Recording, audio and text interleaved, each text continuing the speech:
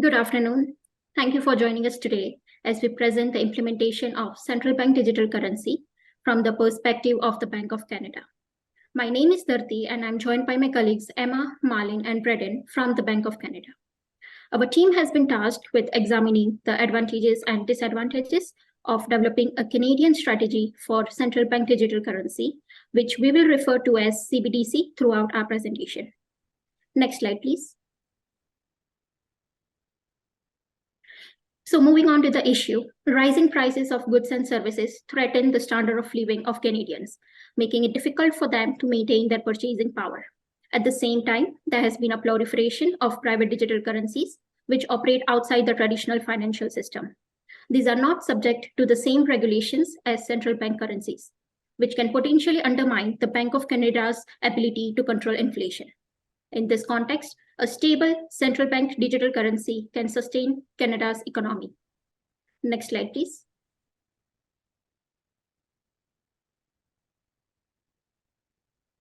We want to start by providing an overview of current and emerging paradigm.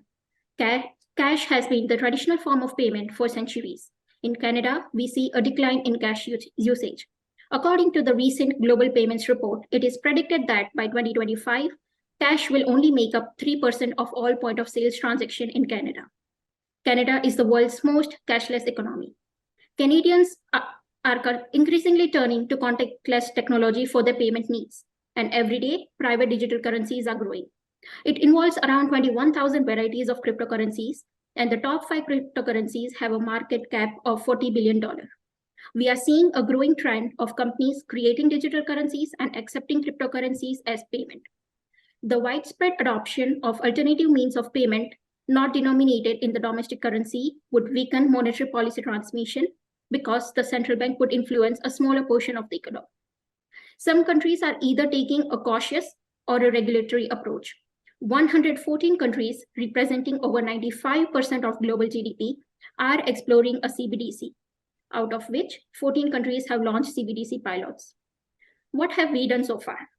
Project Jasper was a research initiative launched by the Bank of Canada in 2016. The project successfully developed a prototype for a CBDC and tested it in a simulated environment, which provided valuable insights into the benefits and challenges of CBDCs. The CBDC working group created in 2021 by the Bank of Canada and Government of Canada conducted research and analysis on the potential of implementation of CBDC in Canada and consulted with various stakeholders. In Budget 2022, the Government of Canada launched the first financial sector legislative review phase to modernize and strengthen the country's financial sector regulatory framework. Next slide, please. The Bank of Canada's strategic plan involves delivering on its promises to ensure the stability and resilience of Canadian financial system by focusing on 3 main areas: people, processes, and technology. This includes maintaining low and stable inflation, promoting a safe and efficient financial system, supporting a sustainable and inclusive economy. The bank regularly evaluates its policies and action to ensure we align with its strategic objectives and deliver on its promises. Next slide, please. CBDC has the potential to address the challenges today. It would offer increased security, as it can provide a secure and direct means of payment that bypasses intermediaries, reducing the risk of fraud and cyber attacks. Improved efficiency by offering faster transaction times and lower transaction costs than traditional payment methods. It has the potential to provide access to financial services to underbanked and unbanked people. CBDC can give the central bank more direct control over the money supply and greater visibility into financial transactions, enabling more effective monetary policy. Next slide, please. Emma would now present the risks of not responding and strategic options to consider. Thank you, Tarti. Next, I would like to explore some of the risks of not acting. First, cryptocurrency is here. The volatile nature of the market in the cryptocurrency realm excludes participation if you can't afford to lose millions of dollars. We have the opportunity now to help shape what we want our future to look like, providing a Made in Canada approach. We seek to remove some of the risk proposed by the private digital currency by providing a publicly backed digital currency that is stable, safe, and secure. With 18 of the G20 nations in some stage of development, we have an opportunity to be a leader in the space, especially because Project Jasper is one of only 6 pilots to have been completed. We are leading, and we need to keep leading. This current stage of high inflation is being managed by our monetary levers, and we want to ensure that we are able to keep these policy tools ready for use. Finally, as my colleague Darty mentioned, we need to ensure we keep our strong Canadian buying power. Next slide, please. Keeping this in mind, we are proposing 2 options. Option A keeps us on our current trajectory, which is a quickened pace of action, as mentioned in the 2022 Fall Economic Outlook. There are commitments to a 5-year review, and this option is influenced heavily by external pressures influencing the pace of progress. It adopts more of a watch and wait method where we can quicken our pace, but still closely watch to see how others respond. Option B. Option B would lean heavily on the public information ad campaign and communication package. It proposes a planning framework that provides structure and urgency to review. It seeks to elevate the issue in the minds of Canadians who mostly aren't prioritizing the topic at the moment outside of the financial sector and academics. A Made in Canada solution to meet the needs of Canada and Canadians. We want to avoid reacting to a crisis. The option would proactively prepare us to rapidly accelerate on demand. We need to be prepared for when government determines that it is the time to intervene. It would embrace the Bank of Canada's commitment to expanding our leadership role in addressing issues confronting Canada and the world, preparing for the future. Next slide, please. We believe both options are very viable choices. However, we would recommend adopting option B. We seek to inform Canadians about what is happening in the realm of digital currencies and bring these conversations into people's homes. We would create a comprehensive central landing page where we can present all the information Canadians need, want, and deserve. It would feature materials being prepared in multiple languages, keeping in mind accessibility, and use social media as a means to disseminate information. It would make a formal announcement in the media, kicking off and building upon the consultation process mentioned in the Fall Economic Update, scaling up our consult and engagement period. There would be a dynamic question and answer section where we can respond in real time to the questions and concerns of Canadians. It is about being transparent and building trust with our financial institutions. We also believe in providing more options for Canadians, not less. We view the CBDC as a complement to, but not a replacement for cash that would be exchanged on a one-to-one basis. With initial caps on transactions, it would require security with deposits to ensure equity. It would create a 2-tier system where we are not removing financial institution activity in the loan and investment arenas. Other jurisdictions have been rapidly accelerating their timelines in recent days. We seek to be a leader in this space. We need to be able to pivot and respond. We do not want to be forced to emergently act to a crisis that we could have and probably should have anticipated. Ultimately, we don't want to disrupt people's lives to achieve this natural evolution of how we conduct transactions. We want to make sure Canadians know what is going on, but do not have to spend valuable time and resources making changes in their lives. Next slide. We are proposing a staged implementation with themes of communication strategies, decision points, development phases, and having it ready for use with ongoing engagement. Together, our recommendation aligns and fulfills the Bank of Canada mandate to promote the economic and financial welfare of Canada. Thank you. Marlon will now cover the timeline and discuss some more details. Next slide, please. Thank you, Emma. The implementation of a CBDC equivalent to the Canadian dollar is a complex but necessary task that requires a methodical plan in order for it to be transitioned into Canadians' lives seamlessly. As Emma stated, this is why we propose a simple, staged implementation plan. Firstly, an ongoing and transparent communication strategy, shown in yellow, is integral to keep stakeholders, government, and the public informed of the advantages of adopting CBDCs. This strategy would be multi-phase, spanning through the pilot project's entire life cycle of 2023 to 2028. In 2024, a decision point phase and a development phase, shown in green and light blue respectively, are to be launched to ensure that the digital currency is piloted as a secure, reliable currency option. The currency must be ready for use as an available currency option to be adopted into organizational and retail settings. This phase is shown in dark blue. Finally, ongoing evaluations must be conducted continuously to measure the successes and gaps of the currency's viability and security, allowing stakeholders to adjust accordingly. This evaluation timeline is shown in purple. Next slide, please. The successful integration of CBDCs to the Canadian market relies on a clear and efficient communication plan. This includes public outreach through media and the engagement with Canadian provinces, territories, organizations, and communities. Research strategies such as surveys and focus groups will also be employed so that timely and relevant information is shared between all levels of government, banks, and consumers. This is a must to understand the public opinion towards the use of digital currency and to solicit relevant expertise. The first decision point cycle is to begin in the second quarter of 2024. It is to begin with the development of distributed ledger technology, software security infrastructure, and developing transactional software, as long as securing provincial and organizational partnerships.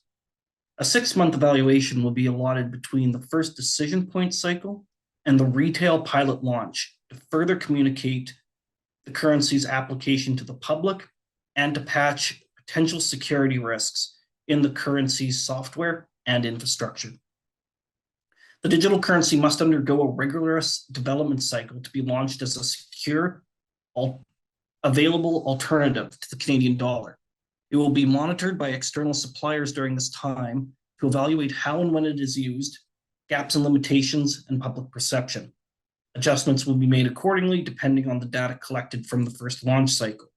For example, adjustments to server sizes based on transactional traffic can be made as needed, and unforeseen security risks can be mitigated immediately. The launch cycle is to be implemented to extend currency to retail markets if the initial success in the wholesale space allows. In this time, analysis and communication in regard to currency, the digital currency that is, will be practiced. This is to be done through monitoring transactions and engaging the public to receive timely data on their acceptance of the currency.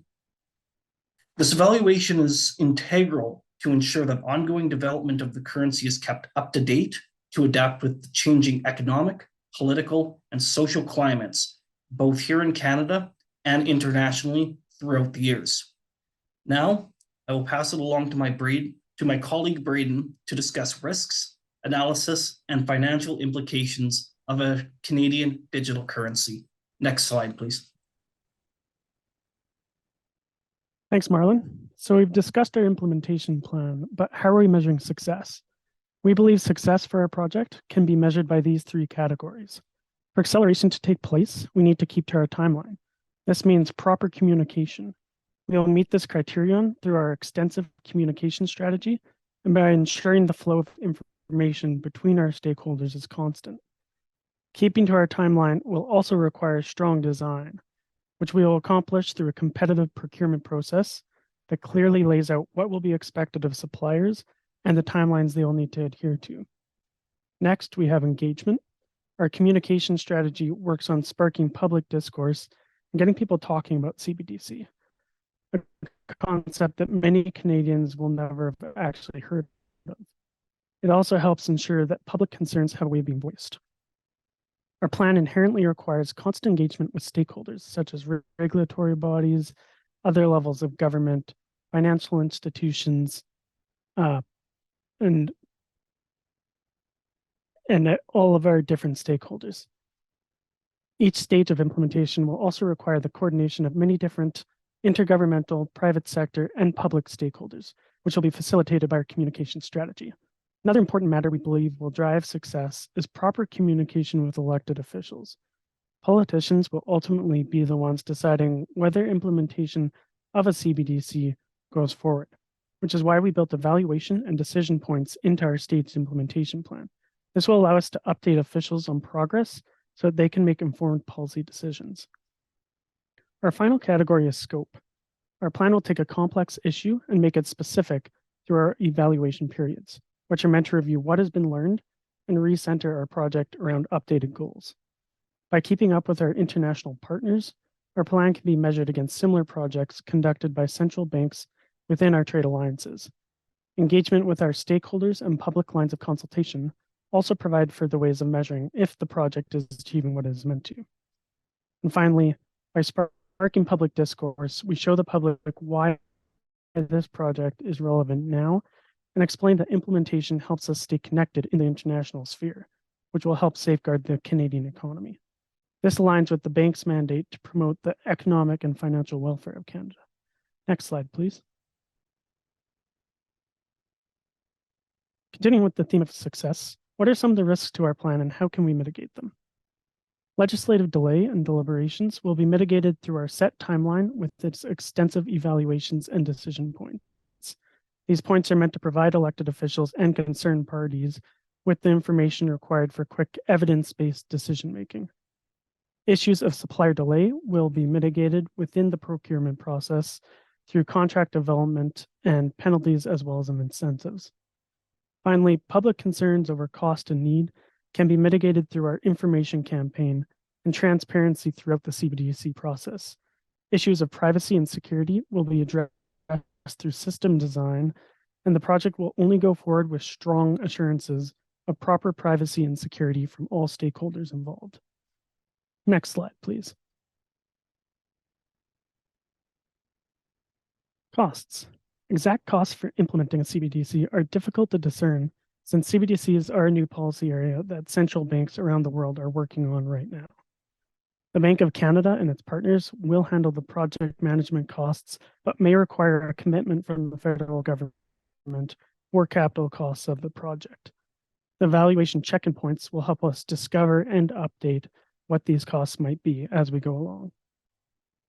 Savings will mostly be expressed in the economy through consumers, banks, and businesses, although we expect and hope that the government and the Bank of Canada can potentially recover costs through more efficient transactions with banks, large entities, and possibly vulnerable populations. Additionally, the EU just announced it estimates potential savings for the EU from the digital currency space could range from 27 to 55 billion euros annually. Next slide, please. This concludes our presentation. Thank you, and we will now open for questions. Terrific. Thank you so much for your presentation. So we're going to jump right in with our panel. So Peter, I'm going to ask you to kick off the session. Thank you, Taki. So great presentation. Thanks very much. I'd like to sort of get into issues around financial stability in our current banking system.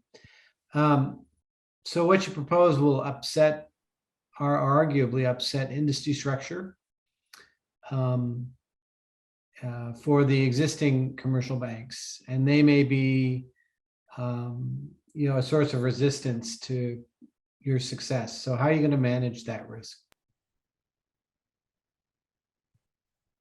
Thank you for your question. So as part of managing the risk in this space, we would still be fully behind and supporting financial institutions doing and conducting most of their work in the loan and credit space. We believe that through our plan and presentation that we will actually be able to find efficiencies when it comes to transactions.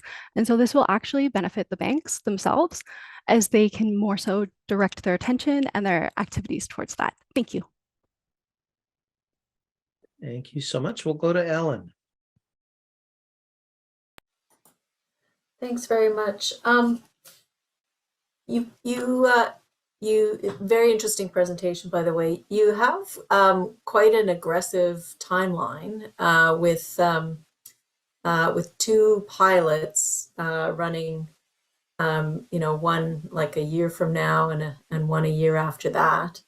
And you talk about and then in your kind of risk mitigation assessment, I'm not sure where you were placing the legislative activity in your timeline, but you certainly looked at potential legislative delays in the whole scheme, and to mitigate that, you were looking at your evaluation and your deadlines.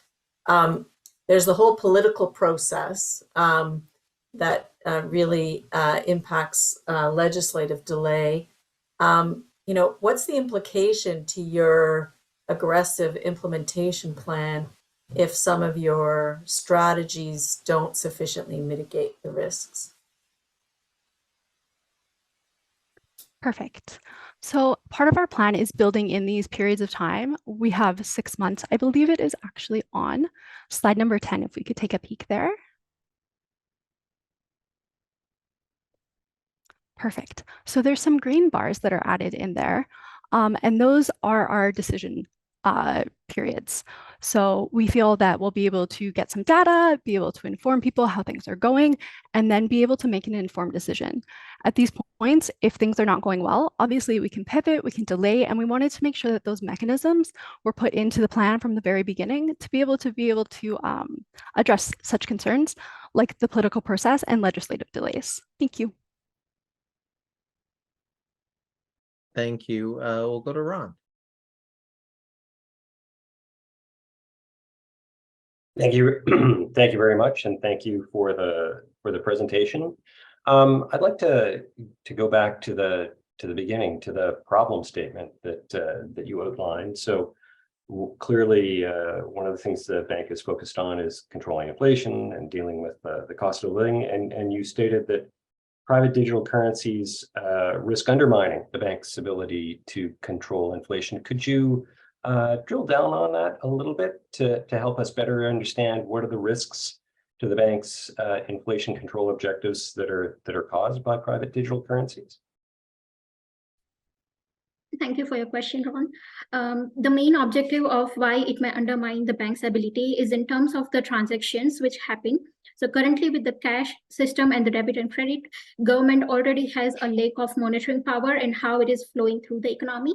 And with private digital currencies being accepted as a transaction or as a payment method, it would again take out the monitoring power from the Bank of Canada, and therefore it may affect the monetary policy tools for the bank to implement, leading to lesser control on the inflation part. So with central bank digital currencies, it would give them better monetary levers in hand. It will keep it into the hands of Bank of Canada, and that's how we propose that it would be a bit effective rather than the private digital currencies taking over the power from the bank. Okay, thank you. Thank you so much. We'll go to Shirley. Thank you, and thank you for the presentation. So you talked a little bit about being proactive and taking a proactive approach, as well as, this being an opportunity for us to lead. I'm wondering if you could maybe expand a little bit on the key elements from a design perspective that you think would actually bring us and keep us in that leading position.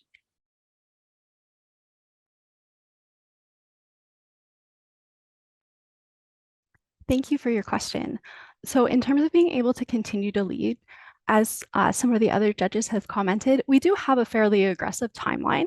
We think that there's some very key points that need to involve like more of the political process also, but that if we are able, because we've already successfully completed Project Jasper, which is one of only 6 completed pilot projects to date, that we are very well positioned to be moving forward aggressively in this space. However, if things change, we have key decision points where those changes can be made, of course. Thank you. Thank you. And Randall.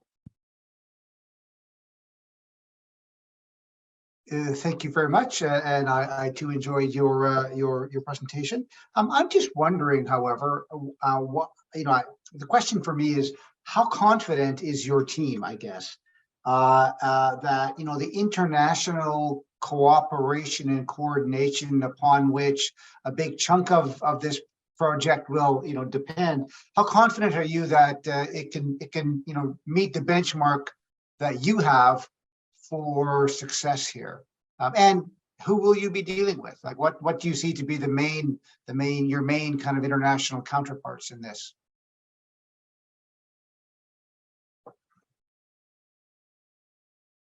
Okay, so I'm going to take this question. If we can actually move to slide number 19, please.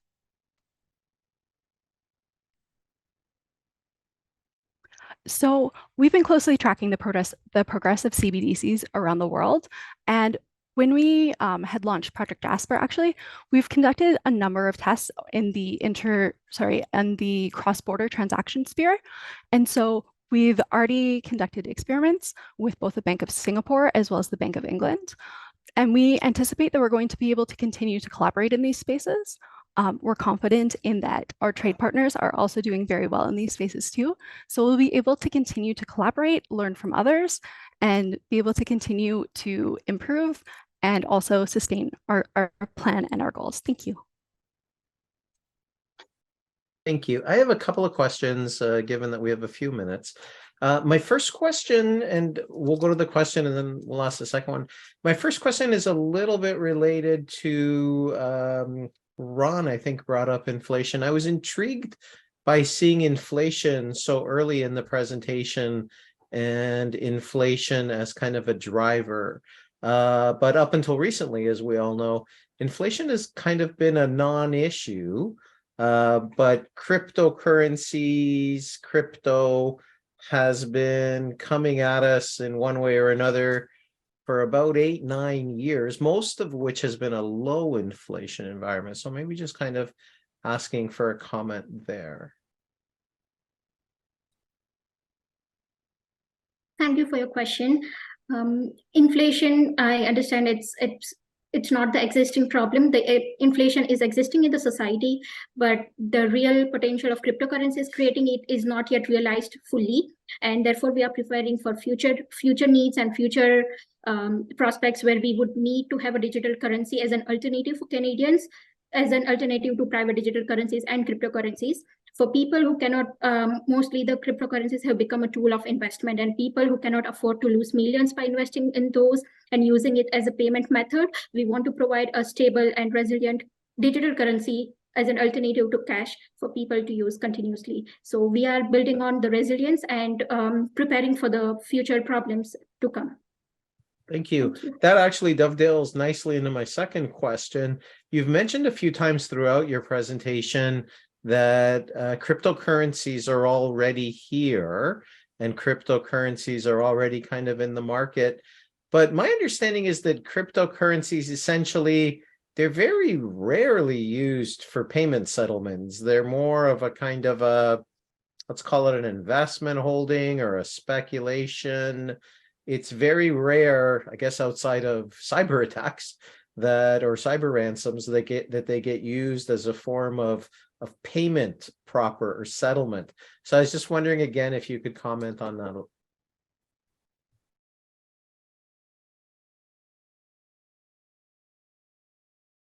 Thank you. Cryptocurrency is the one aspect of private digital currency we are talking.